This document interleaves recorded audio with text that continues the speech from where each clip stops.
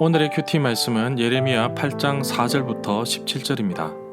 제목, 돌아오기를 거부하는 남유다 백성들. 먼저 앞뒤 문맥을 살펴보겠습니다.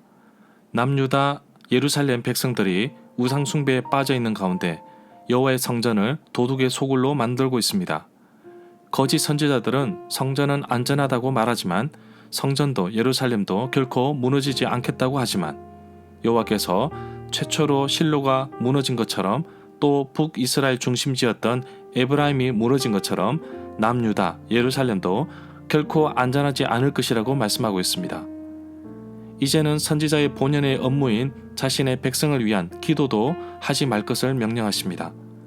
예레미야는 정말 속이 탈 지경입니다. 남유다 백성들은 회개할 가능성이 보이지 않아서입니다. 순종 없는 제사는 여호와께서 받지 않으십니다. 이제 심판만 남았으니 머리를 밀고 슬프게 울라고 말씀하십니다. 백성들의 죄악된 모습은 입에 담지 못할 정도로 가증스럽고 추악한 모습입니다. 그런데 특이한 것은 보통 죄를 짓고 징계를 받고 심판을 받으면 하나님께 돌아오기 마련인데 애굽에서 나올 때부터 먹이시고 입히셨는데도 그리고 약속의 땅까지 주셨는데도 하나님께 돌아오기를 거부하고 있는 것을 볼 수 있습니다.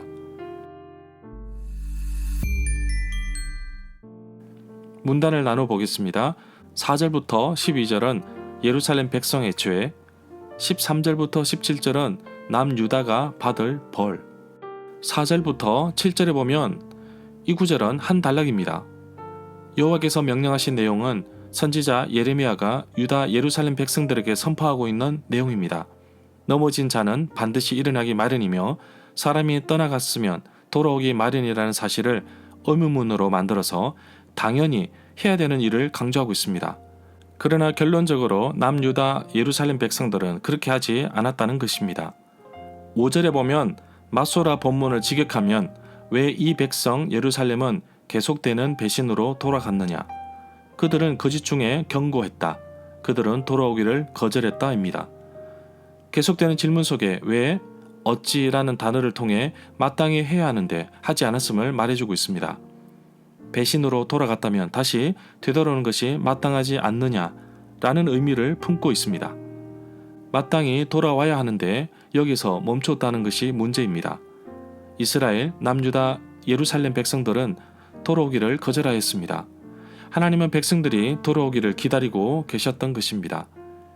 6절에 보면 그릇된 길로 얼마나 빠르게 달리는지 전쟁터로 달려가는 말에다가 비유하고 있습니다.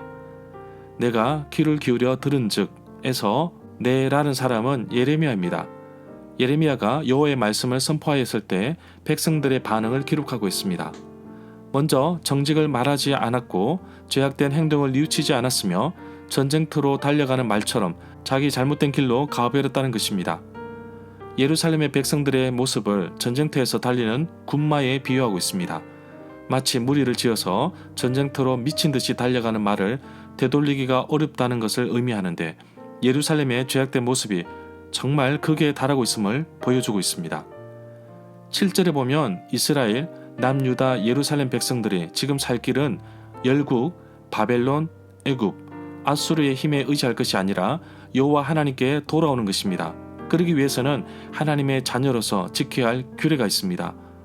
보통 사람도 이해하지 못할 정도로 심지어 이사야 1장 3절에서 말하고 있듯이 짐승들보다 못한 생각을 하고 있음을 보여주고 있습니다. 예레미야가 백성들에게 여호와의 말씀을 전했지만 여전히 돌아올 줄 모르는 모습을 보면서 탄식하듯 새에 비유하고 있습니다. 학은 황새를 말하고 맷 비둘기, 제비, 두루미 같은 새들은 때를 알고 정확하게 지킨다는 것입니다. 새들과 비교되는 예루살렘 백성들은 여호와의 규례를 알지 못한다고 말씀하고 있습니다. 하늘을 나는 새보다 어리석고 하나님의 언약을 이해하지 못하는 예루살렘 백성들을 향하여 다시금 돌아올 것을 강조하고 있습니다. 8절에 보면 이 구절에서 지도자의 큰 책임을 말하고 있는데 바로 서기관입니다. 여호와의 율법을 담당하고 기록하는 아주 중요한 리더십이지만 거짓 붓으로 율법을 거짓되게 하였으니 서기관들도 여호와 하나님을 알지 못했다고 봅니다. 지혜가 없고 율법이 없음을 마치 고소하듯이 말하고 있습니다. 10절부터 12절에 보면 이 구절은 12절부터 15절과 병행되는 구절, 글자 그대로 되풀이하고 있습니다. 예레미야 6장 12절에서 백성들에게 선포되는 심판의 메시지이지만 8장 10절에서는 유다의 지도층, 특히 서기관들에게 내려진 심판의 말씀입니다. 큰 자와 작은 자는 덩치를 나타내기도 하지만 가난하고 부유한 자를 나타내기도 합니다. 12절에 보면 이 구절은 예레미야 6장 15절에 반복되는 구절입니다. 선지자와 제사장들이 가증하고 역겨운 일을 했다는 그 자체가 당시 지도층 리더십의 타락과 무지함을 보여주고 있습니다. 15절에 보면 이 구절은 예레미야 14장 19절에 반복되고 있습니다. 평강을 바라고 소망하지만 선한 것이 없다는 사실입니다. 근본적인 원인은 여호와를 떠났기 때문입니다. 여호와께 죄를 지어 심판에 스스로 불렀기 때문입니다. 16절에 보면 단 지파가 이스라엘 영토 가운데 제일 북쪽에 위치해 있습니다. 북쪽에서 바벨론 나라가 쳐들어오기 때문에 이러한 표현을 사용하였습니다. 북방에서 내려오는 군마들이 거친 숨소리를 몰아쉬는데 바로 하나님께서 사용하시는 심판의 도구입니다. 이들이 성읍과 주민들을 삼킬 것입니다. 남유다 예루살렘은 이제 심판을 피할 방법이 없습니다. 17절에 보면 북쪽에서 공격해오는 적군들을 독사, 뱀으로 표현하고 있습니다. 절마다 상세한 설명과 구절에서 그리고 핵심 내용과 중심 줄거리는 네이버 블로그에 올려져 있습니다. 내게 주시는 교훈입니다. 이사야 1장 3절에 보면 소도 그 주인을 알고 있고 나귀도 주인의 구유를 알지만 이스라엘 백성들은 여호와를 알지 못하고 깨닫지도 못한다고 말씀하고 있습니다. 그릇된 길로 가고 있는 백성들의 모습을 보면서 지도자들은 깨어있지 못함을 보고 있습니다. 참으로 안타까운 일입니다. 죽음으로 달려가는 영혼들이 하나님께 돌아올 수 있도록 우리에게 귀한 직분, 사명을 맡기셨는데 게으르지 않는지 살펴보기를 원합니다. 잘못을 깨달았을 때는 그 순간 돌아서면 됩니다. 잘못을 뉘우치고 하나님께 돌아오면 됩니다. 부끄러움은 잠시뿐입니다. 긍휼과 자비를 베푸시는 우리 하나님께 돌아오기를 원합니다. 분명히 잘못된 것은 잘못된 것입니다. 이것을 두고 제사장과 서기관들은 거짓으로 백성들을 안심시켰지만 결과적으로는 나라가 망하게 되었습니다. 지도자 리더십이 얼마나 중요한지를 말씀하고 있습니다. 그래서 지도자들 위해서 중보 기도해야 합니다.